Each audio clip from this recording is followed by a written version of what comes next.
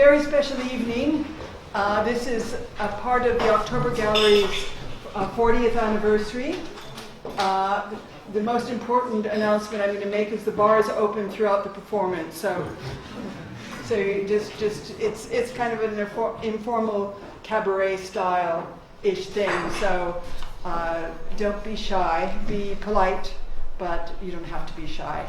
So the October Gallery 40th anniversary, we got the building in 78 and we opened in 1979. Our first show was in 79 and our first performances. At the first performance of a theater piece by William Burroughs, an interesting looking man, Indian man, was in the audience, and I introduced myself. He had a charisma and a twinkle in his eye, and his name was Tambimuttu. He became very important to the October Gallery. He had come from Sri Lanka, and in the 40s he was an important poet and publisher, editor. He was taken up first of all by T.S. Eliot, who was kind of sponsored him in a sense, and he published the most important poets in the 40s and early 50s, full stop.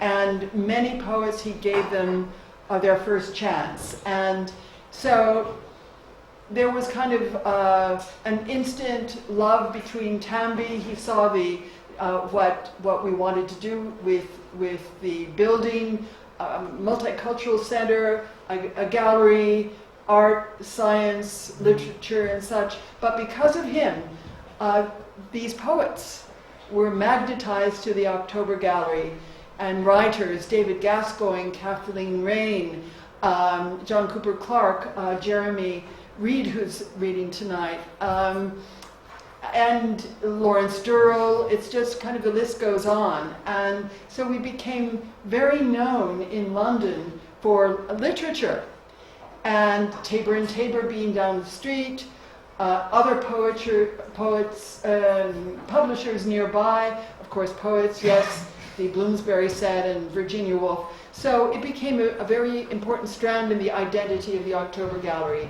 And so Chili Hawes is the director. She's in the audience. Elizabeth Lalushek is the artistic director. They've made the gallery the gorgeous thing that it is, with a little help from friends. And both of them are very engagé with this literary line, and I'm very grateful to the poets and writers and actors who came tonight to help us honor that legacy of the October Gallery, which I hope will be reinvigorated for another 40 years.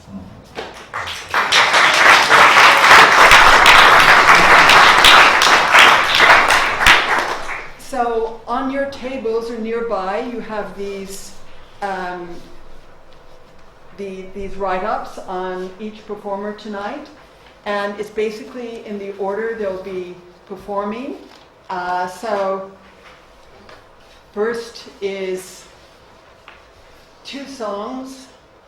There's a 4-song cycle written by Benjamin Britten and W.H. Auden for a very extraordinary soprano named Hedli Anderson, who later married Louis MacNeice. They had a child, Corinna MacNeice, who was a painter, who came to the gallery early on. And then she brought her mother, and her mother sang up here.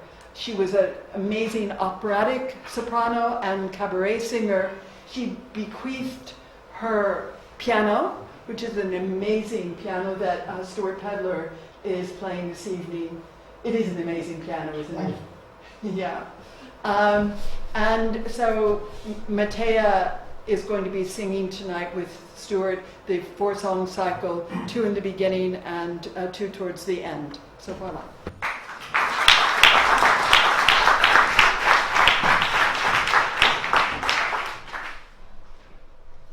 Liebe,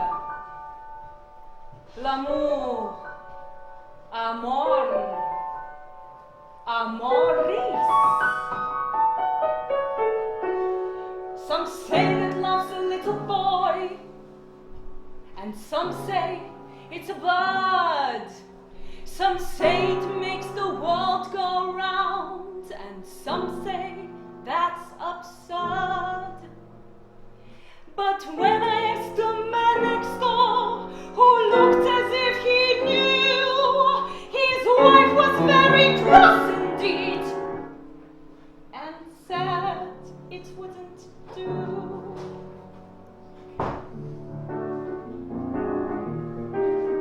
Does it look like a pair of pajamas or the ham in a temperance hotel?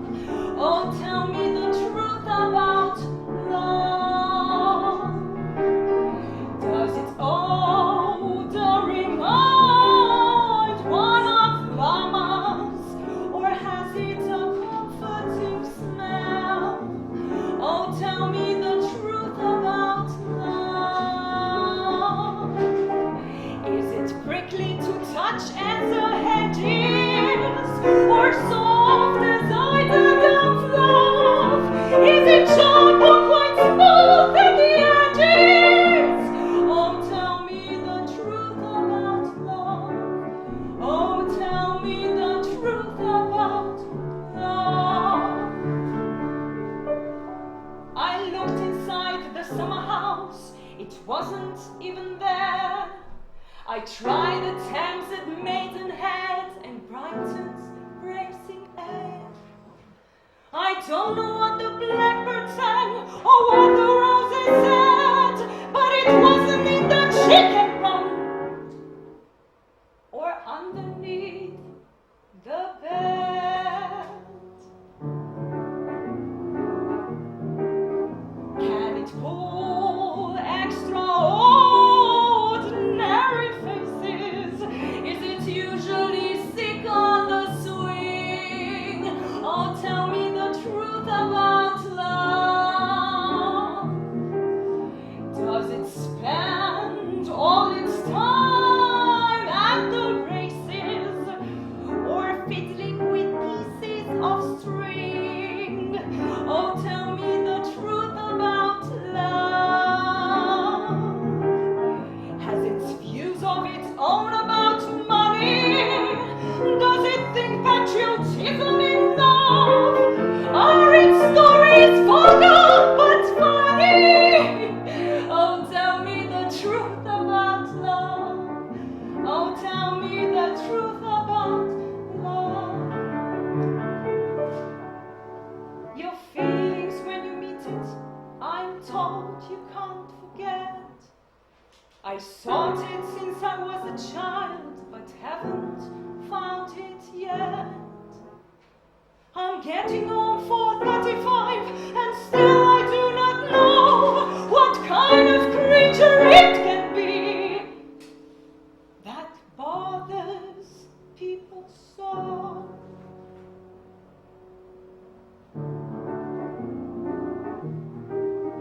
When it comes, will it come without warning? Just as I'm picking my nose. Oh, tell me the truth about love.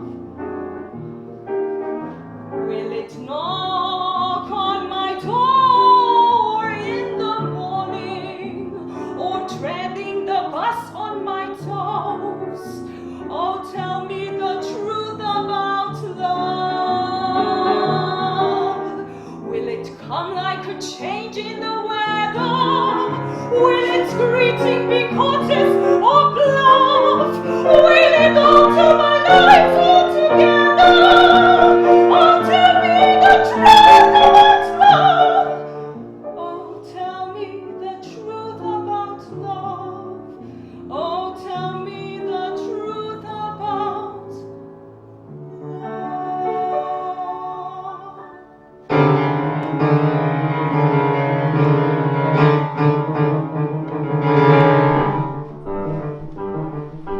Driver, try faster and make a good run down the Springfield line under the shining sun. Fly like an aeroplane, don't pull up short till you break for the Grand Central Station, New York. For there in the middle of that waiting hall should be standing the one that I love best of all. If he's not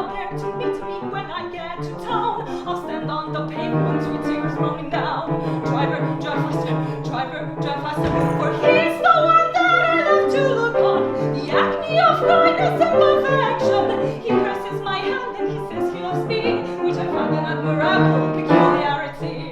Driver, drive faster, driver, drive faster, drive faster, faster, faster, faster, faster. The woods are bright green on both sides of the line, the trees and the logs, though they're different from mine, but the poor fat old banker in his sun parlor car has no one to love him except his cigar. Driver, drive faster, drive faster, drive faster, drive faster, faster, faster, faster, faster. If I were the head of the church or the state, I'd powder my nose and just tell them to wait. Drive faster, faster, faster, faster, faster, faster, faster, faster, faster. For love's more important and powerful than even a priest or a politician. Faster, faster, faster, faster, faster.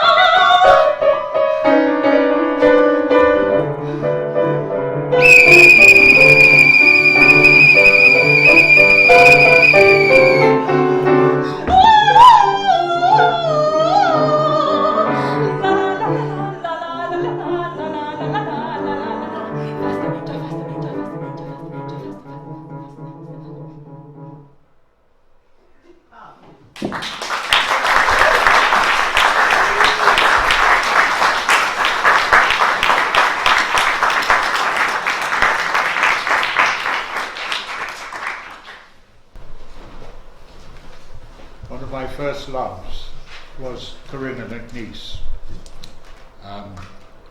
She was my introduction to the October Gallery. And I discovered the work of her father. And it seemed appropriate that we should be doing the Autumn Journal. And some lovely love poetry. Close and slow, summer is ending in Hampshire, ebbing away down ramps of shaven lawn, where close-clipped yew insulates the lives of retired generals and admirals, and the spyglasses hung in the hall, and the prayer books ready in the pew, and August going out to the tin trumpets of nasturtiums, and the sunflower's Salvation Army blare of brass, and the spinster sitting in the deck chair, picking up stitches, not raising her eyes to the noise of the planes that pass northwards from Leon Solent, Atracarpa and cypress, and roses on a rustic trellis, and mulberry trees, and bacon and eggs in a silver dish for breakfast, and all the inherited assets of bodily ease, and all the inherited worries, rheumatism and taxes, and whether Stella will marry, and what to do with Dick, and the branch of the family that lost their money in Hatry, and the passing of the Morning Post, and of life's climacteric, and the growth of vulgarity, cars that pass the gate lodge, and crowds undressing on the beach, and the hiking Cockney lovers with thoughts directed neither to God nor nation, but each to each. But the home is still a sanctum under the pelmets, all quiet on the family front. Farmyard noises across the fields at evening, while the trucks of the Southern Railway dawdle, shunt into poppy sidings for the night. Night which knows no passion, no assault of hands or tongue, for all is as old as flint or chalk or pine needles, and the rebels and the young have taken the train to town, or the two-seater, unravelling rails or road, losing the thread deliberately behind them, autumnal palinode. And I am on the train now, and summer is going south as I go north, bound for the dead leaves falling, the burning bonfire, the dying that brings forth the harder life, revealing the tree's girders, the frost that kills the germs of laissez-faire. Westmeon, Tisted, Farnham, Woking, Weybridge, then London's packed and stale and pregnant air. My dog, a symbol of the abandoned order, lies on the carriage floor, her eyes inept and glamorous as a film star's, who wants to live, i.e. wants more presents, jewellery, furs, gadgets, solicitations, as if to live were not following a curve of a planet or controlled water, but a leap in the dark, a tangent, a stray shot. It is this we learn after so many failures, the building of castles in sand, of queens in snow, that we cannot make any corner in life or in life's beauty, that no river is a river which does not flow. Surbiton, and a woman gets in, painted with dyed hair, but a ladder in her stocking, and eyes patient beneath the calculated lashes, inured forever to surprise. And the train's rhythm becomes the ad nauseum repetition of every tired aubade and maudlin madrigal, the faded airs of sexual attraction wandering like dead leaves along a warehouse wall. I loved my love with a platform ticket, a jazz song, a handbag, a pair of stockings of Paris song. I loved her long, not until death, but till life did us part. I loved her with paper money and with whiskey on the breath. I loved her with peacock's eyes and the wares of Carthage, with glass and gloves and a powder puff, with blasphemy, camaraderie and bravado, and lots of other stuff. I loved my love with the wings of angels, dipped in henna, unearthly red, with my office hours, with flowers and sirens, with my budget, my latchkey, and my daily bread. And so to London, and down the ever-moving stairs, where a warm wind blows the bodies of men together and blows apart their complexes and cares.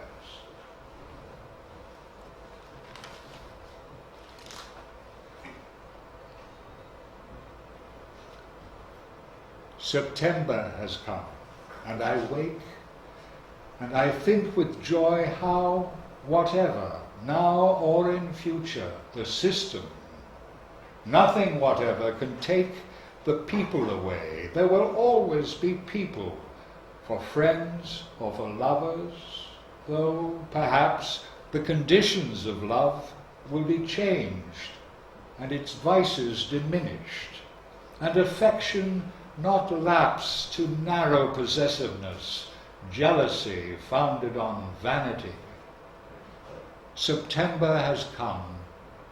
It is hers, whose vitality leaps in the autumn, whose nature prefers trees without leaves and a fire in the fireplace. So I give her this month and the next, though the whole of my year should be hers, who has rendered already so many of its days intolerable or perplexed, but so many more so happy, who has left a scent on my life and my walls, dancing over and over with her shadow, whose hair is twined in all my waterfalls, and all of London littered with remembered kisses. So I am glad that life contains her, with her moods and moments, more shifting and more transient than I had yet thought of as being integral to beauty, whose mind is like the wind on a sea of wheat, whose eyes are candour, and assurance in her feet like a homing pigeon, never by doubt diverted, to whom I send my thanks that the air has become shot silk, the streets are music, and that the ranks of men are ranks of men, no more of ciphers, so that if now, alone, I must pursue this life, it will not be only a drag from numbered stone to numbered stone, but a ladder of angels, rivers turning tidal, offhand, at times hysterical, abrupt. You are the one I always will remember, whom cant can never corrupt, nor argument disinherit, frivolous, always in a hurry, forgetting the address, frowning too often, taking enormous notice of hats and backchat. How could I assess the thing that makes you different? You, whom I remember glad or tired, smiling in drink or scintillating anger, inopportunely desired, on boats, on trains, on roads when walking. Sometimes untidy, often elegant, so easily hurt, so readily responsive, to whom a trifle could be an irritant, or could be balm and manna, whose words would tumble over each other and pelt from pure excitement, whose fingers curl and melt when you were friendly. I shall remember you in bed with bright eyes, or in a cafe stirring coffee abstractedly, and on your plate the white smoking stub your lips had touched with crimson. And I shall remember how your words could hurt because they were so honest, and even your lies were able to assert integrity of purpose. And it is on the strength of knowing you, I reckon, generous feeling more important than the mere deliberating what to do. When neither the pros nor cons affect the pulses, and though I have suffered from your special strength, who never flatter for points nor fake responses, I should be proud if I could evolve at length an equal thrust and pattern.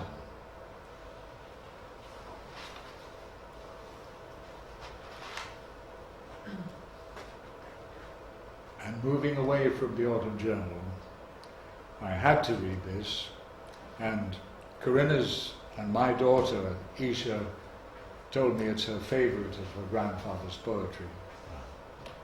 Meeting Point. Time was away and somewhere else. There were 2 glasses and 2 chairs, and 2 people with the one pulse. Somebody stopped the moving stairs. Time was away and somewhere else, and they were neither up nor down. The stream's music did not stop flowing through heather, limpid brown, although they sat in a coffee shop, and they were neither up nor down. The bell was silent in the air, holding its inverted poise, between the clang and clang a flower, a brazen calyx of no noise. The bell was silent in the air. The camels crossed the miles of sand, that stretched around the cups and plates. The desert was their own. They planned to portion out the stars and dates. The camels crossed the miles of sand. Time was away and somewhere else. The waiter did not come. The clock forgot them, and the radio waltz came out like water from a rock. Time was away and somewhere else. Her fingers flicked away the ash that bloomed again in tropic trees, not caring if the markets crash when they had forests such as these. Her fingers flicked away the ash.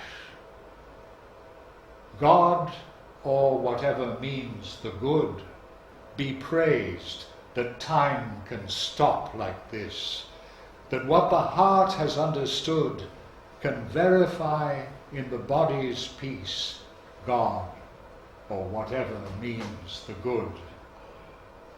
Time was away, and she was here, and life no longer what it was. The bell was silent in the air, and all the room aglow, because time was away, and she was here.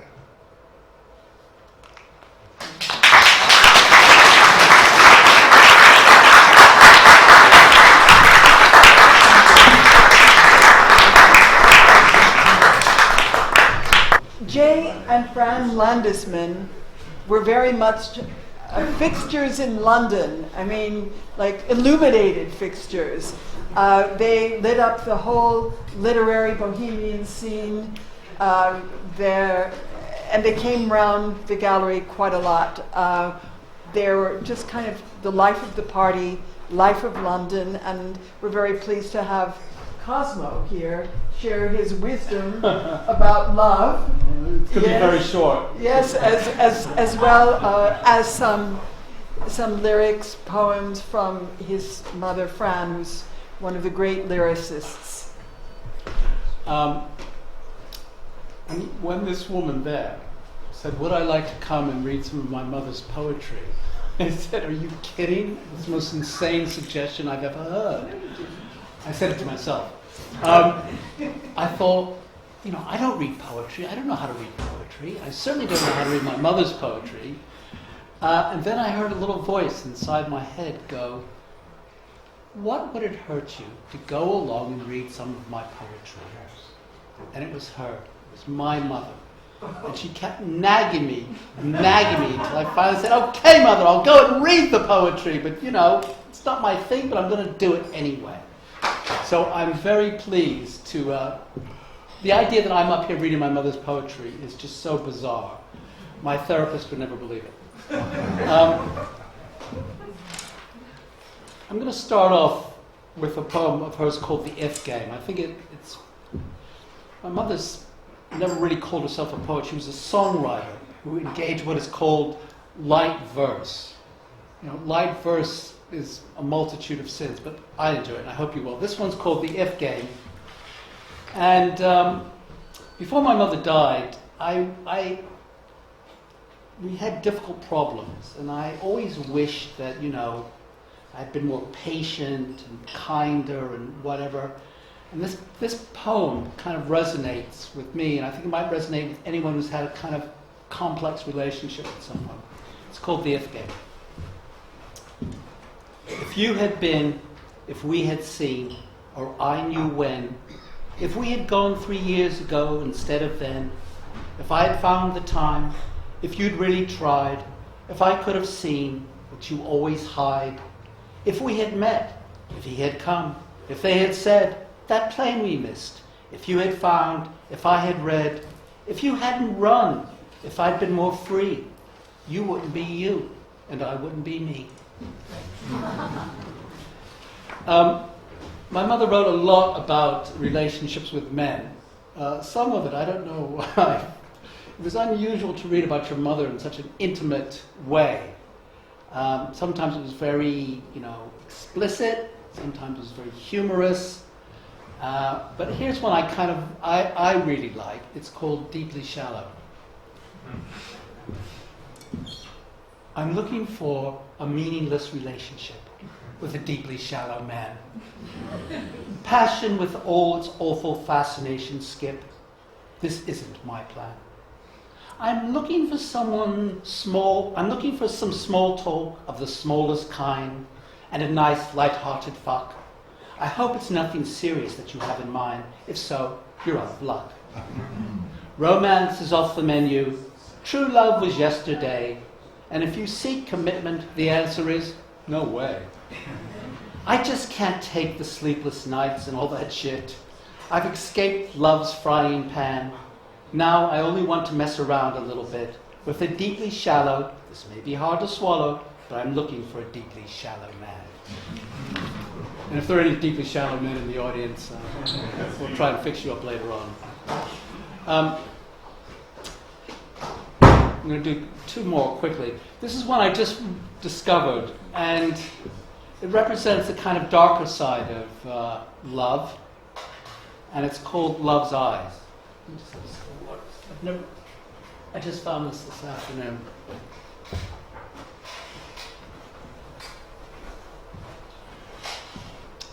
Okay.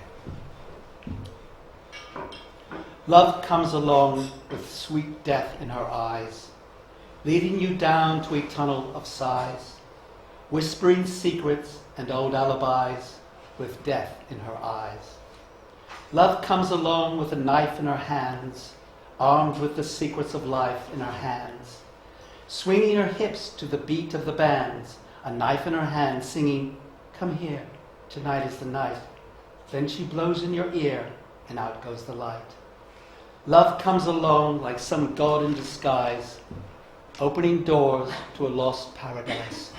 Scary, seductive, the ultimate prize, with life in her hands and death in her eyes, singing, "Honey, come here, tonight is the night." Then she blows in your ear, and out goes the light. I'm going to do one of my mother's songs. I'm not going to sing it, don't worry.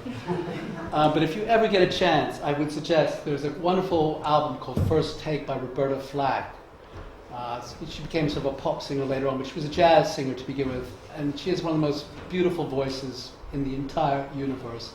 And if you can hear her version of Battle of the Sad Young Men, I'm sure you'll enjoy it. Okay.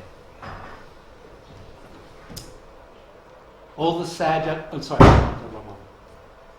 Sing a song of sad young men, glasses full of rye. All the news is bad again. Kiss your dreams goodbye. All the sad young men seek a certain smile, someone they can hold for a little while. Tired little girl does the best she can, trying to be gay for a sad young man. All the sad young men sitting in the bars, knowing neon lights, missing all the stars. All the sad young men drifting through the town, drinking up the night, trying not to drown. Autumn turns the leaves to gold, slowly dies the heart. Sad young men are growing old, that's the cruelest part. While a grimy moon watches from above, all the sad young men play at making love. Misbegotten moon, shine for sad young men. Let your gentle light guide them home again, all the sad, sad young men. Thank you.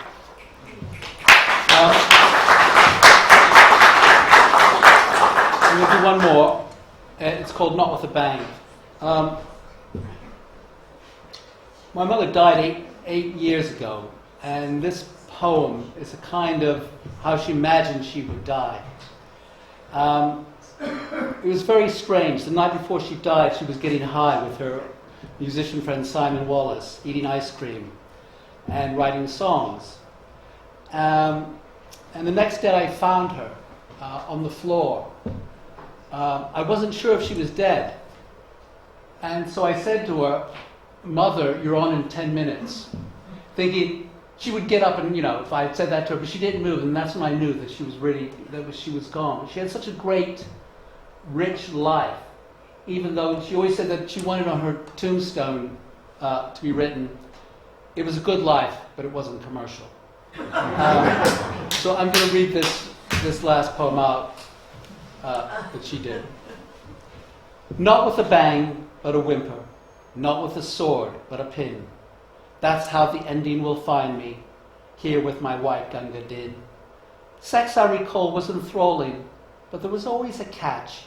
I found my way in the darkness, not with a torch, but a match. Soon I'll be making my exit, leaving my room in a mess. Not with a bang, but a whimper. Dead, I'm still not a success. I'll sleep at last in my coffin, worn out, but not very old. Dead not of terminal cancer, only a very bad cold. Thank you.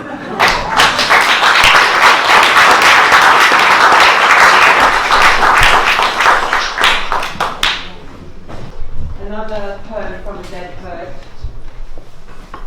This is William Blake. Quite popular at the moment.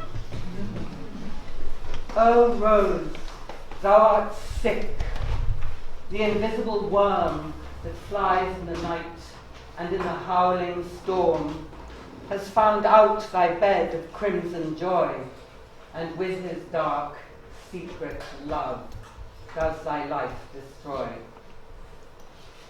Thank you.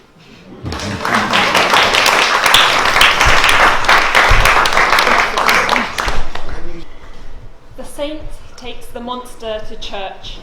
The monster catches a cold. Here is a body. There are muscles for cruelty, muscles for kindness. There is poison and there are sweet, shrill enzymes. There is love and dirt. We are going inside. The saint doesn't know much about bodies, how they inscribe their excrescences on the earth. This is just a room with living things in it. There is the flank by flank of us, the stink of us, the zoo-ness, the how-do-you-do-ness. Our contagion of voices tangles near the ceiling in the notes of a hymn. There is the palm on palm. Oh Lord, the saint says, may we never wash our hands of our neighbour. And there is the mouth on mouth. We mouth the cup one after another. Saint and monster have kissed one another, sopping the circle of drought on our tongues. Saint and monster cluster at this watering hole, and a voice says, eat everything, drink everything, touch everything, love everything. Hello, I'm Marianne Clark.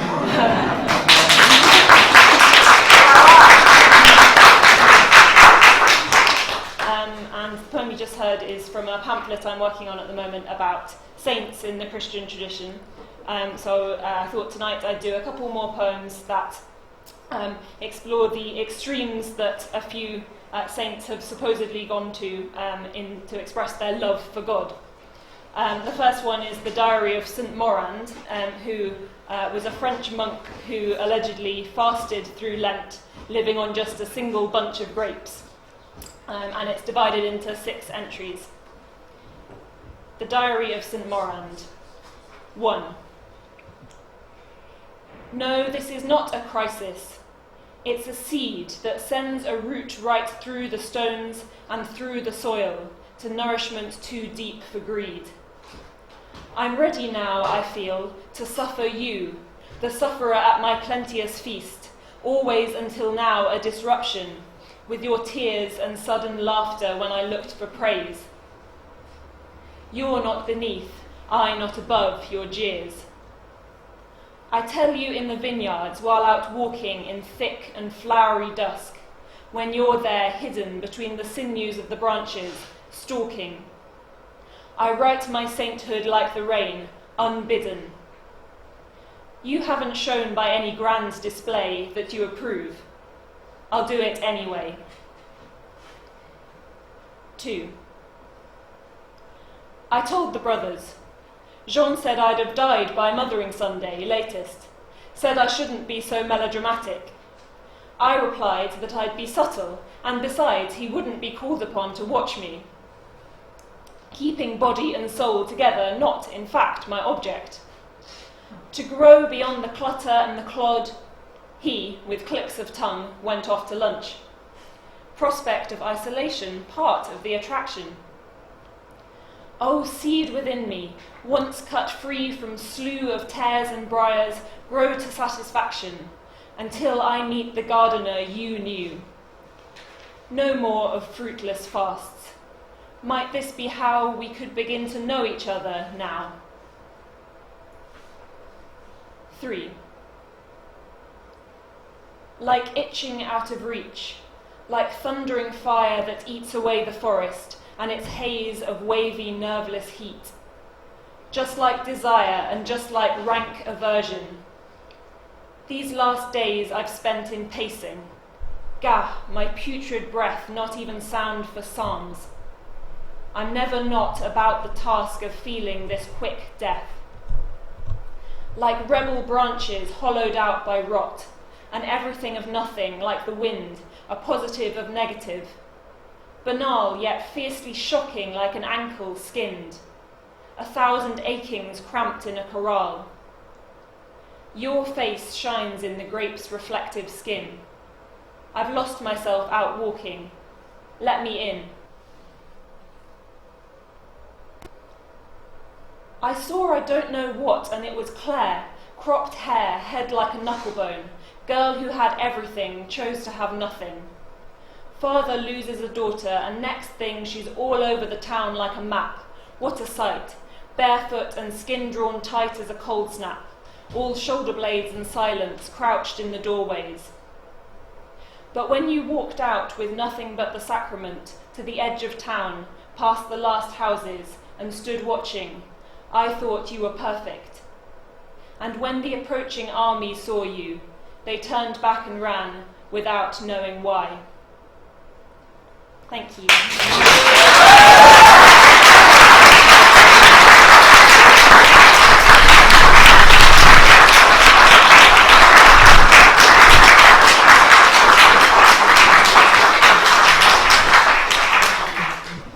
Hi everybody, I'm Anna. I think I told you, Kathleen, that I was writing an essay especially for tonight, and I haven't managed to do that.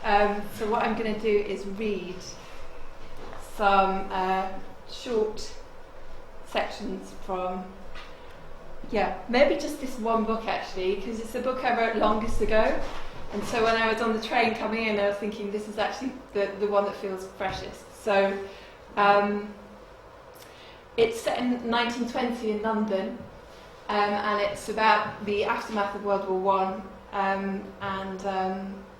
This is a scene in a nightclub where a young girl has gone to a sort of clandestine nightclub off Leicester Square, and she's having a really terrible night, but she's enjoying the music. For an electric moment, it feels as though anything may happen, until the trumpeter steps forward and lifts his instrument to play. It flashes in the low light, a flare of purest sound fills the room. Hetty closes her eyes, letting it in, letting it hollow her out. And then when the man begins to play in earnest, the notes drip molten gold into the space he has made, and standing here full of this music, it hits her with the force of revelation that it doesn't matter. None of it, not really. She's young, she can dance, and it was worth her 10 shillings just to see this place, to hear these musicians, to tell the girls at the Palais on Monday that it's true. There is a club in the West End, buried underground, with the best jazz band since the Dixies left for New York. Are you lurking? She snaps open her eyes. The man from before is a few feet away, leaning against the wall, smoking a cigarette. I'm sorry? You're lurking, he says. I'm not lurking. Her heart thuds dangerously against her chest. You are. I've been watching you for 2 whole minutes. 2 minutes constitutes a lurk. She can feel that awful flush creeping back up her neck. I'm not, actually. I'm watching the band. She crosses her arms, looking away from him, trying to focus on the trumpeter's fingers, trying to remember how good she'd just felt. From the corner of her eye, she sees the man push himself away from the wall. "You're not one of those anarchists, are you?" he says. She turns to him, incredulous. His grey eyes are steady. This time he doesn't smile. "I've read about your sort. You go into public places like this." His hand sweeps over the club. "Hundreds of innocents. Bomb in your coat, leave it in the lavatories, lurk a bit, and then boom." He mimes something exploding. As his hands move up and away from each other, ash falls, scattering in the air. A few flakes land on her dress. For a moment she is too surprised to speak. Then, "My coat's over there," she says, gesturing to the table in the corner. "And there's no bomb inside. Anyway, if I was going to blow something up, I wouldn't lurk. I'd leave." "Ah," he nods. "Well, perhaps I got you wrong." "Yes," she says. "You did." They hold each other's gaze. She tries to keep steady, wanting to read him, but her compass is haywire and she cannot fathom him at all. "Sorry." He shakes his head, terrible sense of humour. Her heart skips. It is disconcerting, his smile so sudden, as though there were another person entirely hidden underneath. He looks respectable enough, dressed in white shirt and tails, but there's something odd about the way he wears them. She can't say just what it is, indifference. His hair is unslicked, there are purple shadows beneath his eyes. He reaches into his pocket, takes out a flask and offers it to her. "Here, have a bit of this while you wait." "No, thank you." She half turns from him, cringing as she hears her voice in her head. "No, thank you." She sounds so Hammersmith, so up past her bedtime, so prim. "Go on. It's good stuff, single malt." His eyes are laughing now. Is he laughing at her? He's the sort of man who could talk to anybody, so what's he doing hanging around here? It feels like a trick. She should go and find Gus. He must have been served by now. But she doesn't. Instead, she reaches for the man's flask, takes it, lifts it to her mouth. Because she's only here for tonight, and her companion is useless and elsewhere, and her friend is otherwise engaged, and so what has she got to lose? She's unprepared for the sharp hit of the drink, and she chokes and coughs. Not much of a whiskey girl, then. She takes another deeper pull in reply. This time she swallows it down. "Thanks," she says, pleased with herself, handing it back. He looks out over the dance floor. "Are you here to dance then?" he says. "Or have you just come to lurk?" "I've come here to dance," she says, as the whiskey flares in her blood. "Glad to hear it." He crushes his cigarette in an ashtray nearby and turns to her. "How would you feel about dancing with me?"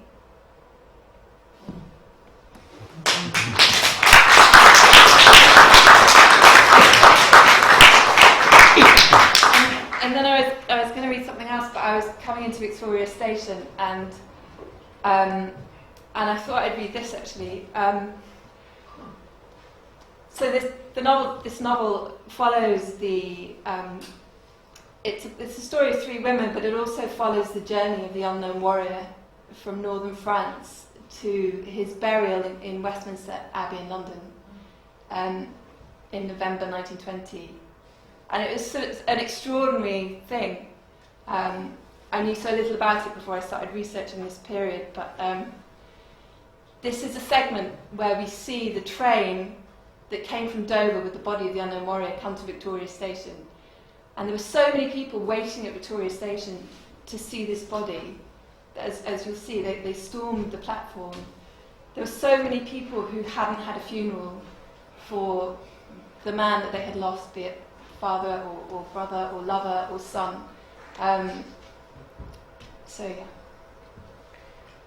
Victoria Station. A mother stands against barriers, her young son beside her.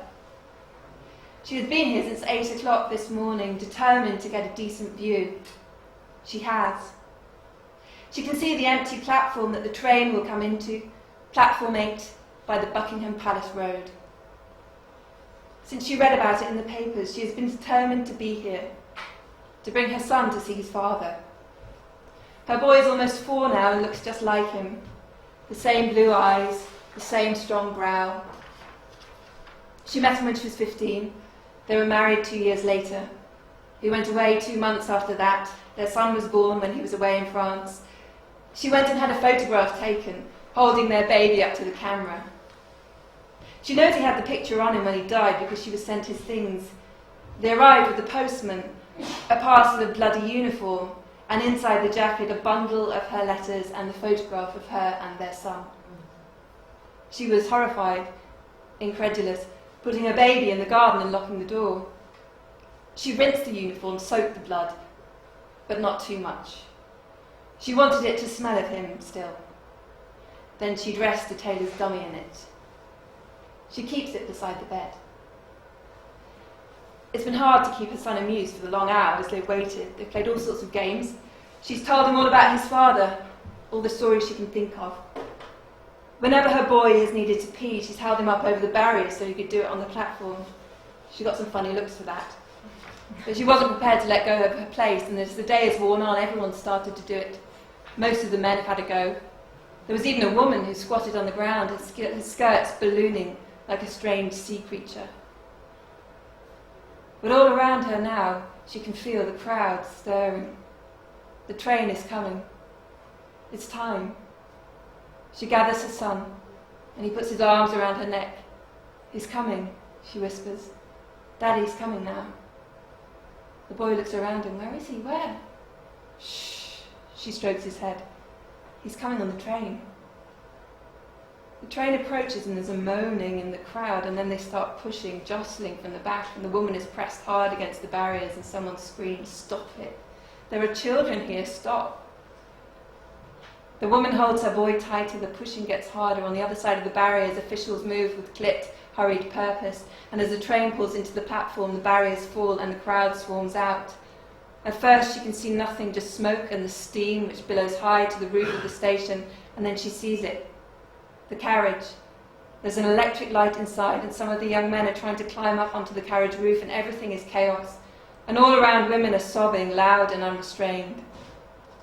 "There's your father," she says, pointing. "There he is." "Daddy?" he calls, and he wriggles from her arms and runs forward. Young men still pour onto the pavement. Policemen shout at them to get back. The woman has a terrible vision of her son trampled by these running feet. She darts after him, but a large policeman holds her back. She screams for her boy, can see him 20 feet from her, looking wildly to and fro. And then a policeman stops, leans down, takes a confused son by the hand and leads him back. The mother bends forward, gathering him up. She sobs into his neck, holding him tight, tight.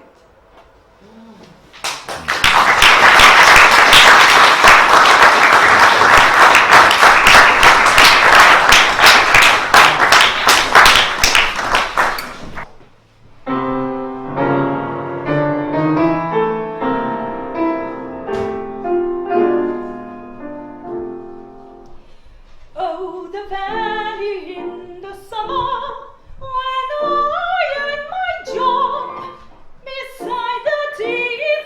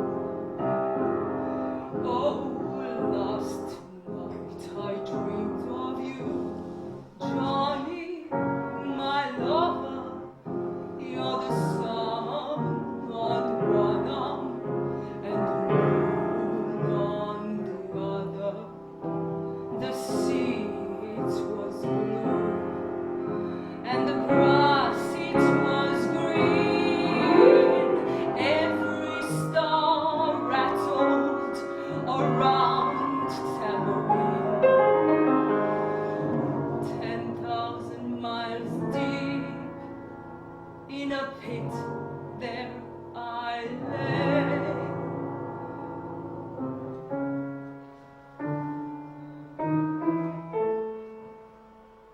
But you went away.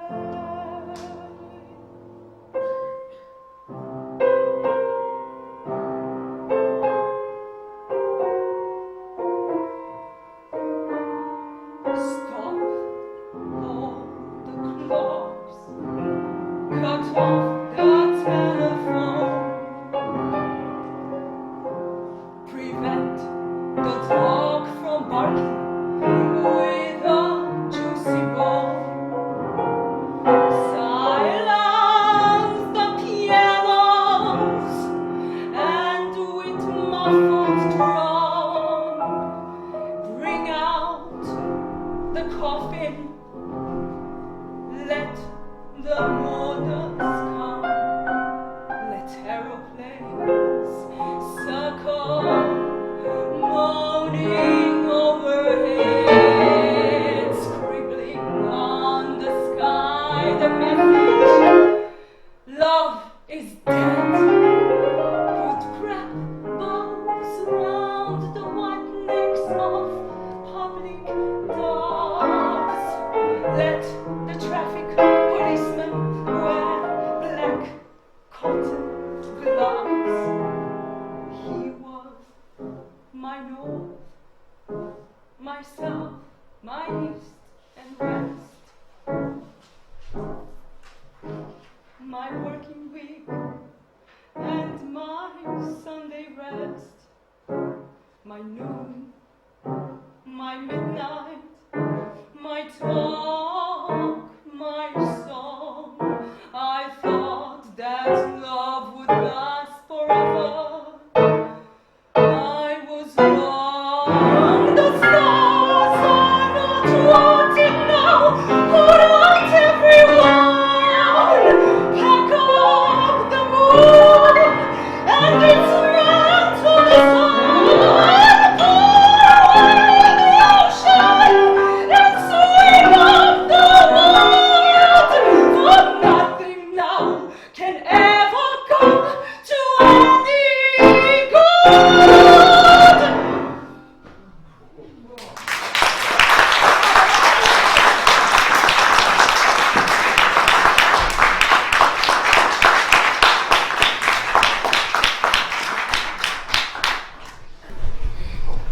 William S. Burroughs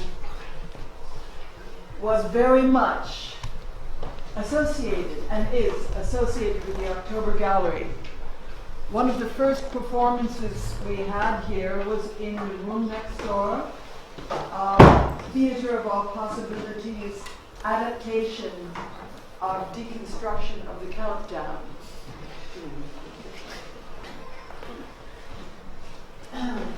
And we were friends until he died. So these last journal entries of William Burroughs, particularly important because he came to some very kind of profound, life-changing revelations towards the end of his life.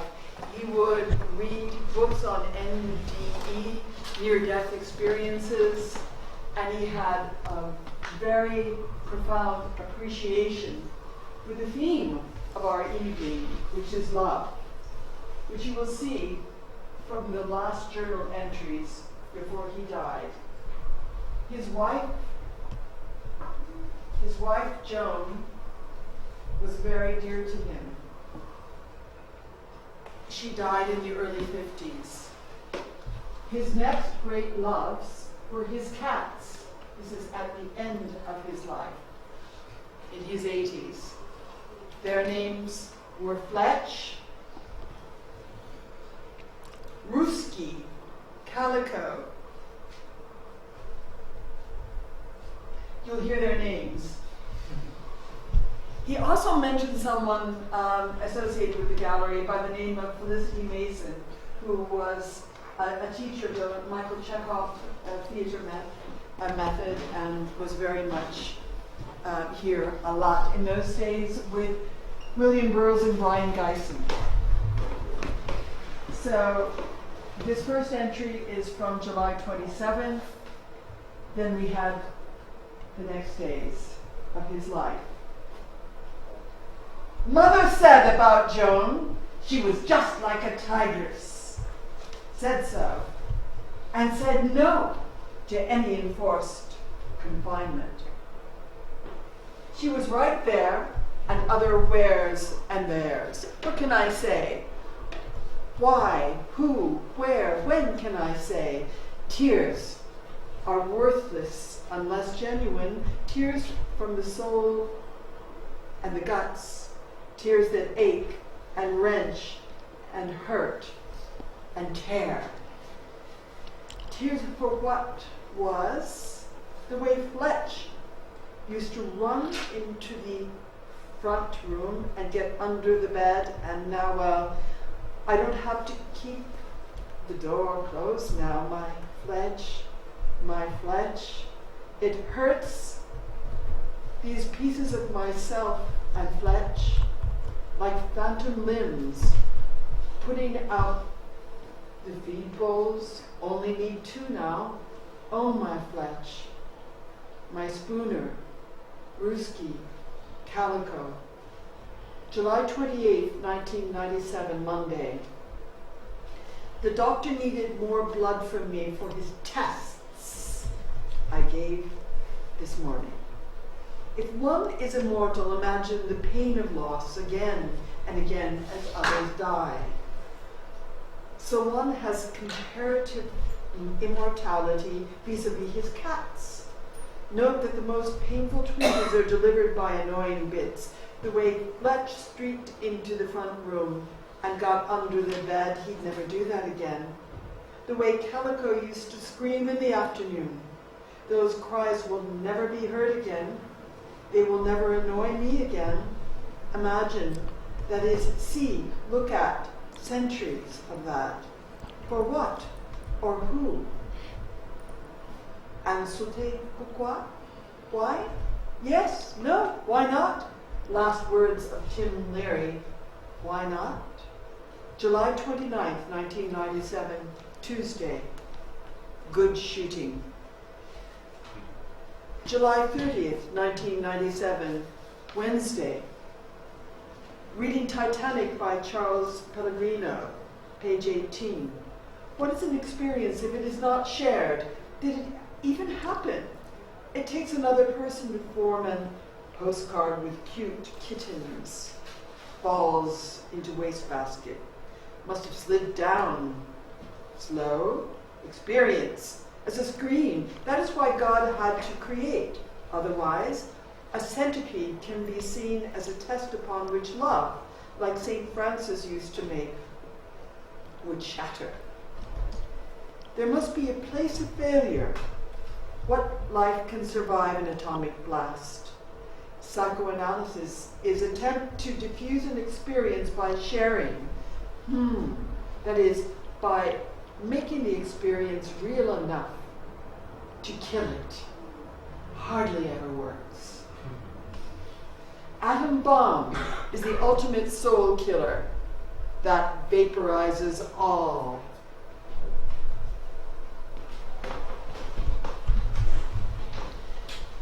That vaporizes all debts, as vaporized the steel tower in Alamogordo, New Mexico. Fat soul.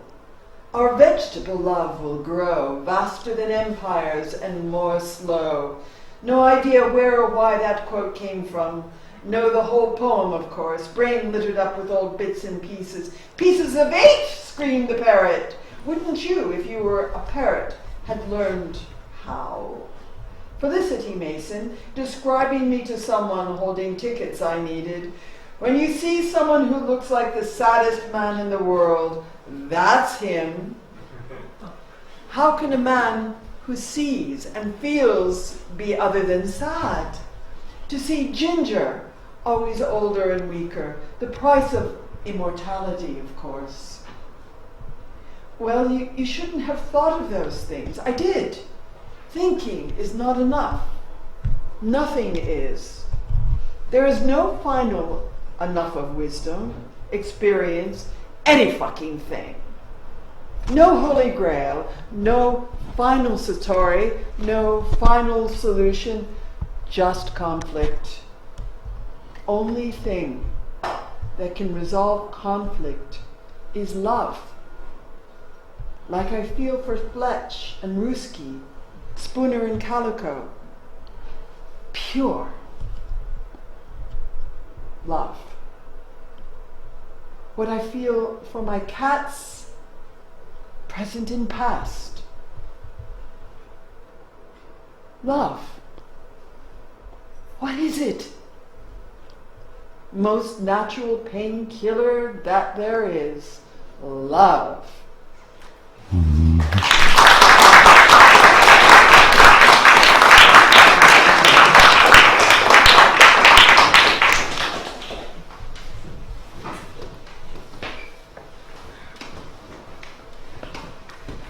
Hello, I'm Jamal Moss. I'm from Chicago, and I guess I'm going to be moving without traveling is the term they would use. What's the name for it again I'm doing right now? Very pathetic. There you go. It sounds like thoroughly pathetic. That's what it sounds like to me when they say that. So basically, I'm going to have a little Lenny Bruce with some Dave Chappelle, with some Steve Jobs, my little personal, experience when it comes to love. So don't be shocked, don't be awed. It's just the reality that I come from, the perception that I've absorbed since I came out the womb. So don't shed tears, because we don't have a violin player, we just have a piano player. So just work with me. So when I put the hood up, I'm not trying to be the Grim Reaper, but I want you to realize whatever love that you experience in your life, enjoy it, embrace it dearly, because how I grew up and my perception of what it's supposed to be is to love, I still have yet to know or to become or grow into it. So here we go. Love. Logistics of variations evolving. Love. How I understand love is you know your place. And this is coming as a person, as a black man from America, to understand what love is. Everybody else I'm supposed to love, but the people in my environment I'm supposed to hate and detest and feel they are gross. But the person who oppresses me even happens to be my mother, my father, my sister, which I truly don't even know, but I still love them even though they do not even know how it is to encompass or love me.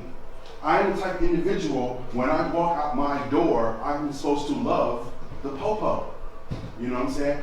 I'm sorry, the police, if you don't know who that happens to be. But back to the popo, when I see them, I have to show them the utmost respect because they protect and serve, even though they don't love me. But I still garner and show them love so I don't catch a bullet. You know what I'm saying? When I walk out any day of the week. But I still keep hope when I try to understand what the perception of love is, because your perception and my perception are two different realities. Truthfully, when you think about love, it's not about truth, it's about perception. I can give you fact, how I grow into understanding love. At one point, I was homeless, and I had to sell myself to very wealthy women to understand a certain part of love in my life, because I didn't get it from my mom because she left me when I was 3, and I was adopted by family members who only loved me because I was cute until I was 6. When I was 7, I had to go out and figure out and define what it is to be nurtured versus nature to understand what love is. But when I look at you, I do not hate you. That's a construct that came into reality that's defined by the powers that be. Where I come from, we call it the man or the boogeyman, however you may see it. But I still love you, I love you, I love you, because hate is not a construct of a newborn who comes into this world, a soul. When you look at love and you define or try to understand what it is, it's a power construct. It's something that energizes you, not the physical being, but the spirit, the soul being. That's what keeps the world going, to keep it from going totally to hell.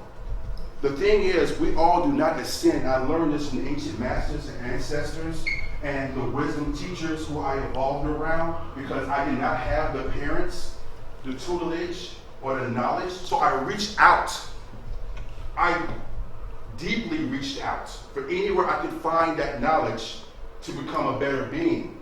And I've been told by descendants that humanity would not evolve to the higher realm until we all love. Until then, we come back into this existence. We call it reincarnation. I don't mean to be saddened by this.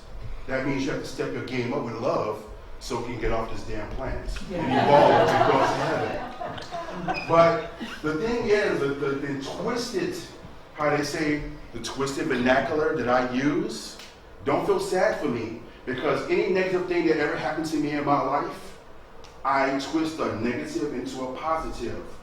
For me, I had learned masculinity is about being macho. Abuse, adore, abuse the woman's femininity. When I was 5 years old, my babysitter loved taking care of me because my adoptive parents paid her a lot of money because they didn't want to deal with me. But she pulled out her bosom and said, you know what, you're very attractive. I find you very alluring.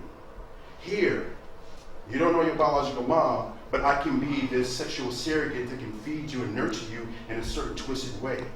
I didn't take it as abuse because I had to learn to love my masculinity and say, yes, this is how it's supposed to be done. 5 years old, and I'm supposed to run through it. Don't feel sad for me, because I took that negativity into positivity. To say, when I get older, I will not be that demon that possessed her, or the demon that tried to control her, and the demon that possessed that individual that caused that poison to try to infiltrate me. I surpassed that, but I still logistically have variations of evolution when it comes to love. Now, as a point in time, I had to evolve to figure out there are more than just two sexes. You know, I was in Brazil, logistics. I'm down there, and I have friends told me, be aware. I'm in São Paulo, and I see women who used to be men that have booties that I'm used to when I'm back in the hood that says, hey, this might be okay. But I'm looking at them as they're looking at me, and I'm looking around and see people see me looking at them, looking at me, and saying, hey, is this okay to love this? Definition and perception is a funny thing when it comes to love. So I decided to say, you know what? I'm still programmed a certain way that I have to fall back, even though I have these urges of a strong spirit to say, I didn't know who this person is, because I've been defined by masculine energy in my life, what love's supposed to be. So even though this person had a body that was banging, from my perception, I was like, hey, this could be okay for me. But no, I said no, I can't deal with that because I haven't fully evolved. I haven't excelled to a certain level in life to be able to love in that certain type of way. So I had to fall back and go back to the perception of what masculinity is or supposed to be. Then it comes to a point when I decide to get out on my own and try to evolve and connect with people and embrace individuals. I come to find out love for them is only beneficial of how well it can enhance their lives. So I live in a world that anybody I encountered only dealt with me and only manufactures fake nuances of what love's supposed to be as that bosom of the person who babysitted me. They slowly gave me nurturing nutrients of milk to get more out of me. I'm in the music business. People say, hey, I love you, but I want to use you so you can stay in poverty. I get in relationships and I think it's sweet love and I become sugar daddy. Who the hell wants to move to Glasgow when I couldn't move to Portugal? So love is all perception. I could have chose this or that. Portugal would have been better when I got my heart broken when I'm immersed in love. But I chose Glasgow. But that's life. But the thing is, when it comes down to it, I'm still not bitter. It may seem like I'm jaded, and she's wrapping it up, and I love her for that. But all I'm saying is don't give up hope, because I still logistically, forever evolving, trying to figure out what love is. And that's it. Thank you.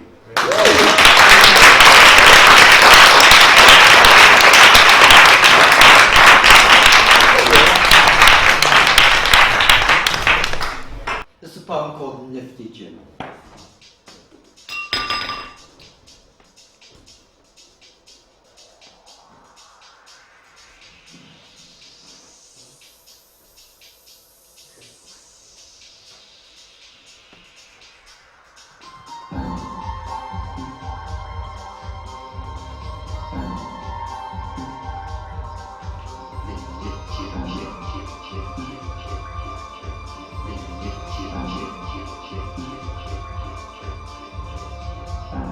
Stood my nerves at 17, unambiguously gay, red lipstick gash, a giveaway of outsider providence, at skinny, grey fleck 54, girly jumper, slouch beret, Frenchifying, gender bent, aspirations to be the treat,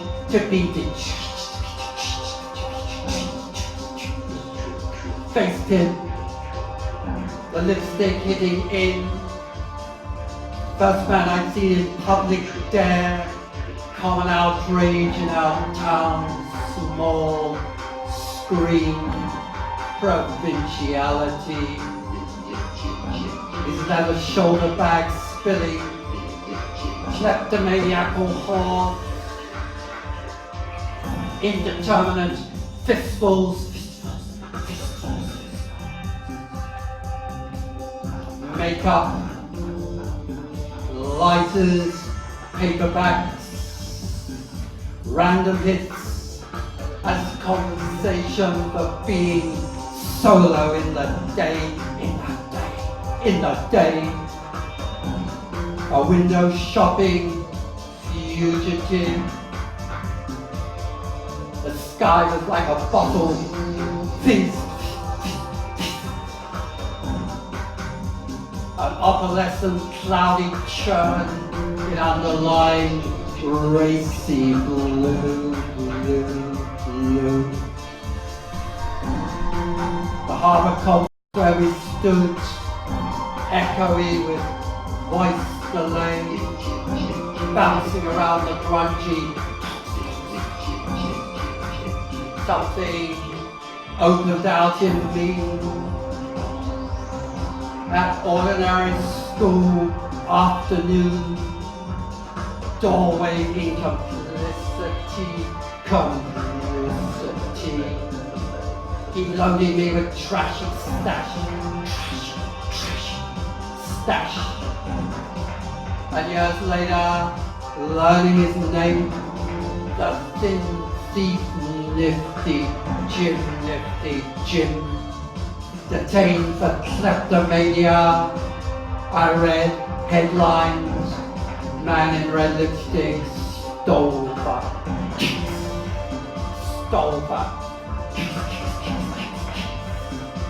Man in red lipstick stole back.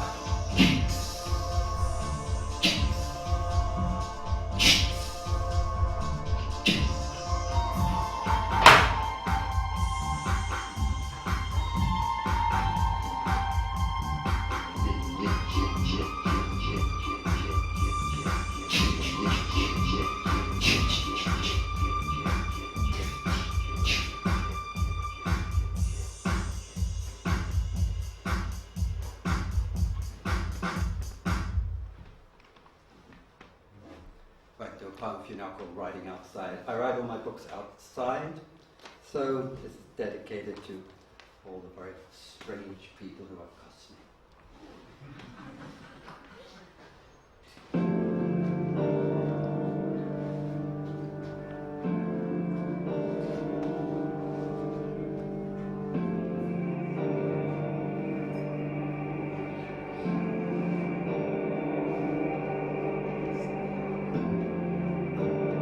I meet them all.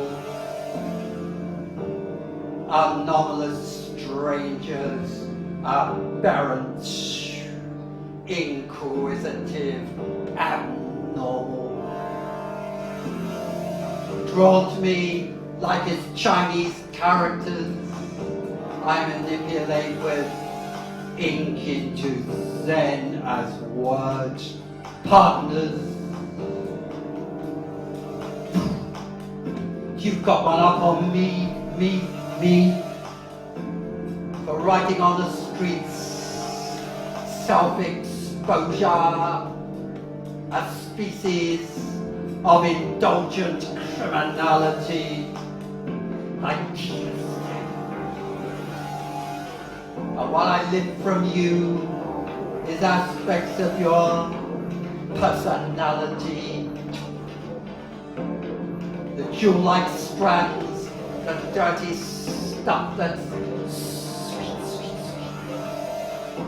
I do it in your face. Clouds stacking up like a sugar skull over Leicester Square. Moribund Cyrostratus, humped purple.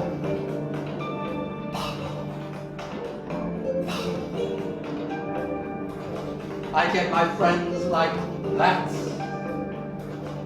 Exchange numbers. The accidental synchronicity works to advantage. The way time slows down in public and seems to create delay, like thinking backwards, thinking backwards. Sex comes into it. You don't know what's my preference. Oh yeah, I represent what you've suppressed as arguable potential poetry we all imagine as romantic quest. And I'm the strange attractor, doing it for you with attitude. You won't forget. You won't forget. You won't forget.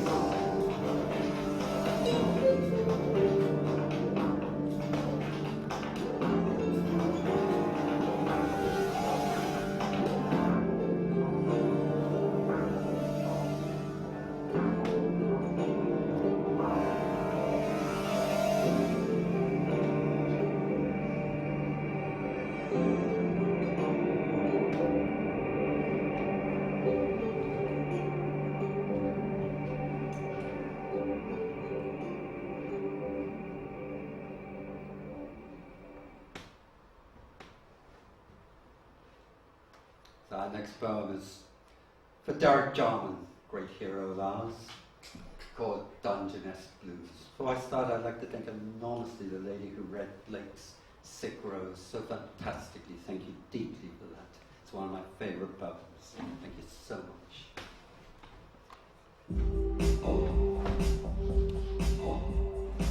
Saint Derek, of course.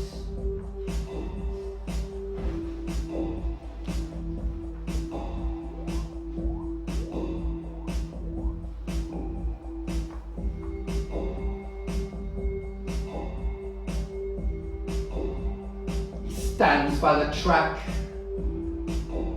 a prescription in his hand, quartz mica, basalt granules, grooved from the sand under his Doc Martens, humped up our lymph glands, a face gone in, pointing to the bone. Alone the train, late.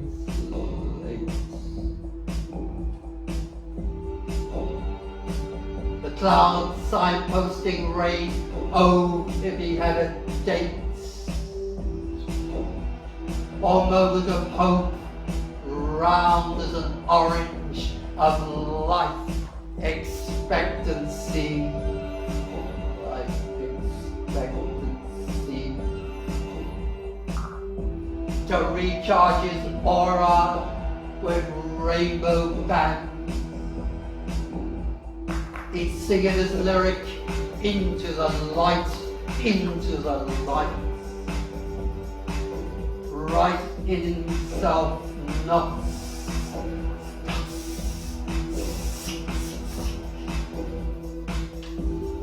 In a viral sweat, his defenses broken down by a replicating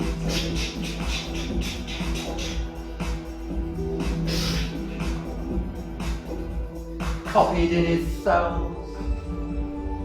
Derek, go home. Go home. If there's such a place, skinny in the waiting, as a tomato stick, skinny in the waiting as a tomato skinny in the waiting as a tomato stick.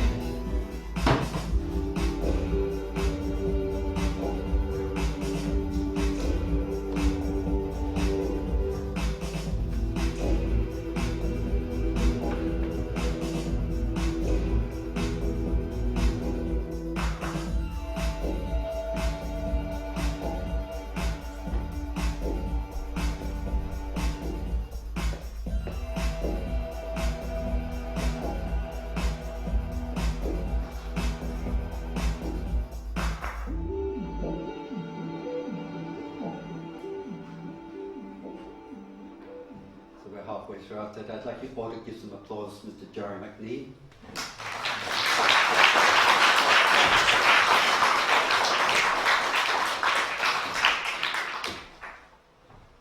Has a new CD of ours just come out called Excess and Ruin. It's called Loneliness. It's about the great heroine novelist Hanneke Van.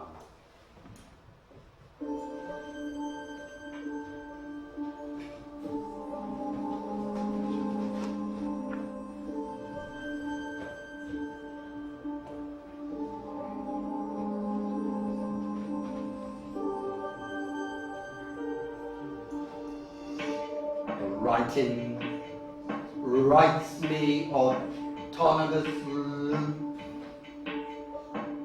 and loneliness don't heat the blood. There's a cool grey opacity, not blue like in the song wailed by Nina Simone. And it's a cannibal, feeds on itself like going in a vein with heroin. For rush hour, dopamine, Anna, and all the soul-long vision as addiction orbit themselves. Solipsistic absorption in the one, can't get around, can't get around. Loneliness as a steamy fuzz, like a shower afterglow, a tighter fit than air on air, a sociopathic nose for staying in, a vacuum sealed down in the cellar, spook, spook, spook. It's like a foggy corona I light with words. Don't do a thing to alter thick weather. This drug biting on me as me, indifferent as the North Circular, indifferent as the North Circular.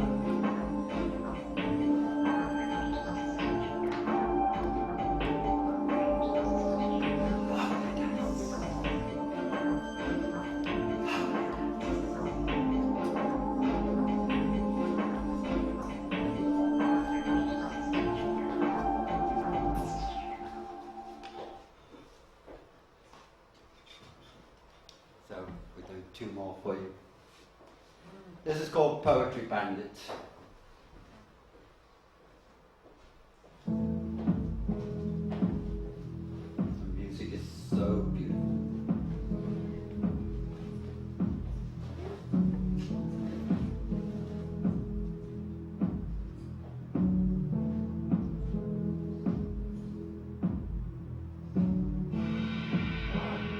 Poetry bandit.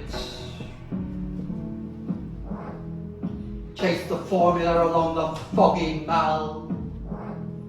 St. James's leaf littering, slippery orange slashed with lime. By algorithmic tapping momentum, launching phrases as a crime against all systems. Fucking systems. Internalized heist, like smacking a bite through a shop window.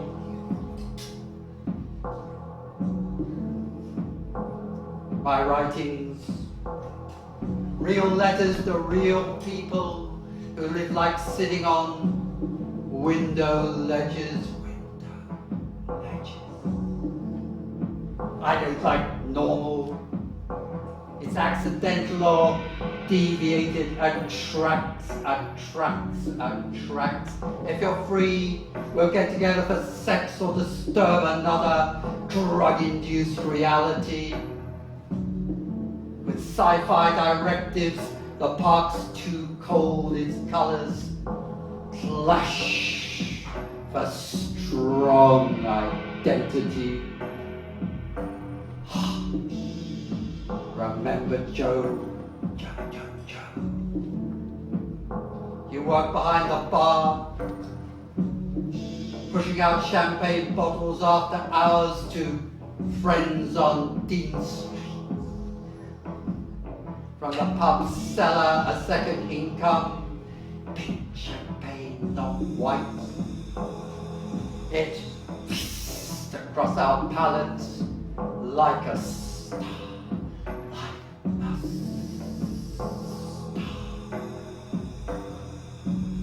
The mouths are lined, directed in an arch towards Trafalgar Square.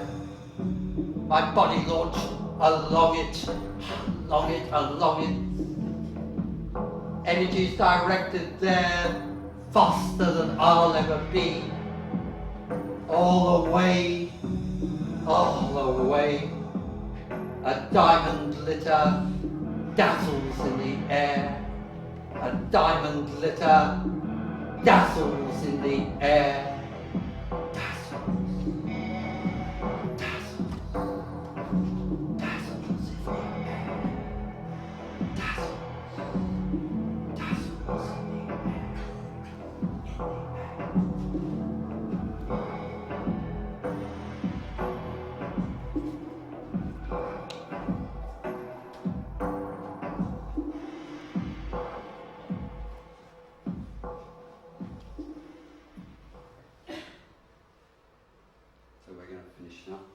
A new poem called Soho Johnny, about a friend of ours, somebody very special, who over a period of time sent me poems which are probably some of the best I have ever read in my life.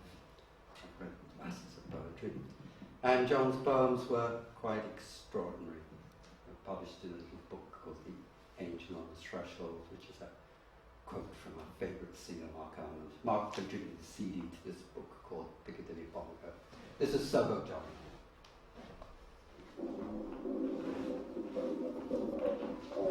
Soho Johnny.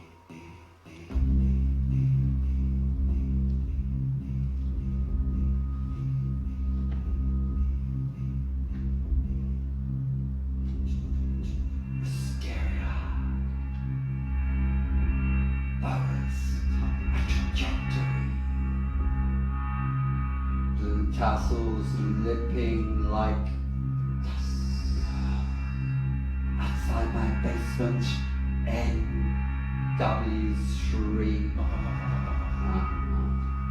Made back again. another year, underwritten like a scar, like a scar, like a scar.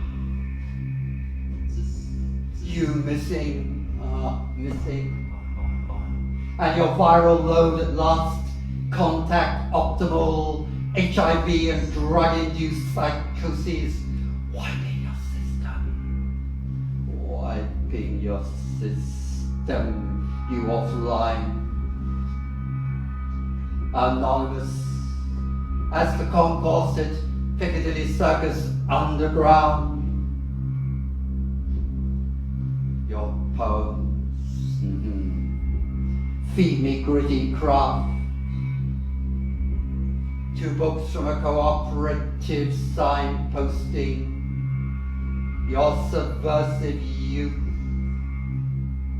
your cloney fix on a singer whose bed you shared on Brewer Street, tantrums,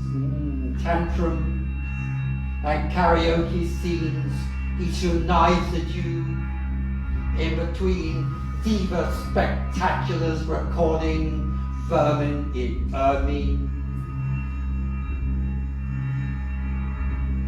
You're like a quantum particle, existing simultaneously in 2 places, dead or alive, dead or alive, dead or alive. Body bagged in a mortuary or living lost by yourself. Your letters scored in orange ink. Read like a Burroughs narrative, a drugs lab pharmacology. Your poems, 2 or 3 winners don't come better. And stick with me, stick with me, stick with me. And what I remember, went out city busy and giving mental space to deep probe issues. They come up as comforters, familiar lines like street names, mapping out a place.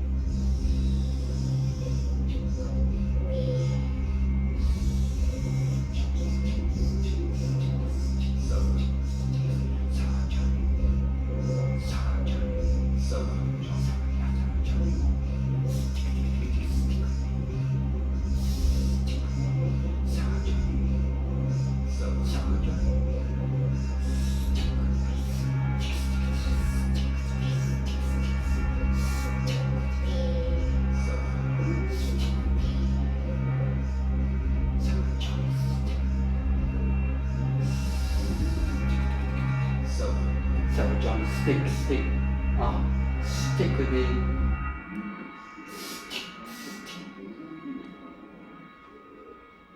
Thank you very much.